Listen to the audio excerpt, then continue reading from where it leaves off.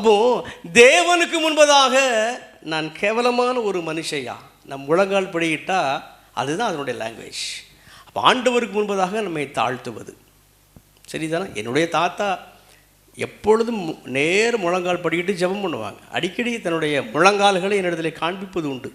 இரு முழங்கால்களும் காய்ப்பு பிடித்திருக்கும். நீங்களும் இப்படி ஜெபம் பண்ண வேண்டும் என்று அவங்க பேரப்பிள்ளைகள் நாங்கள் 20 பேர் எல்லாட்டையும் சொல்லுவாங்க. நான் என்ன கூற விரும்புகிறேன் என்று சொன்னால், எப்பொழுதுமே முழங்கால் படிக்கிட்டு ஜெபம் பண்ண முடியுமா? முடியாது, மிகவும் வலிக்கும். ஆனால் கொஞ்ச நேரமாக ஒரு 10 நிமிஷம் அல்லது 15 நிமிஷம், என்னுடைய எக்ஸ்பீரியன்ஸ் ஒரு 20 நிமிஷம். ஏன்னா அதுக்கு மேலே கூட முழங்கால் பட கொஞ்சம் கஷ்டம் தான், ரொம்ப வலிக்க தான் செய்யும்.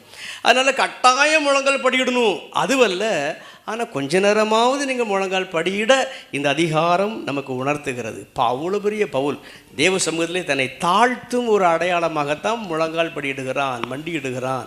அப்போ அவ்வப்போது நீங்களும் நானும் நம்மை தாழ்த்தும் வண்ணம் முழங்கால் படியிட்டு மண்டியிட்டு ஜெபிப்பது நல்லது. அதை உணர்த்துகிறது தான் இந்த 20ஆம் அதிகாரம்.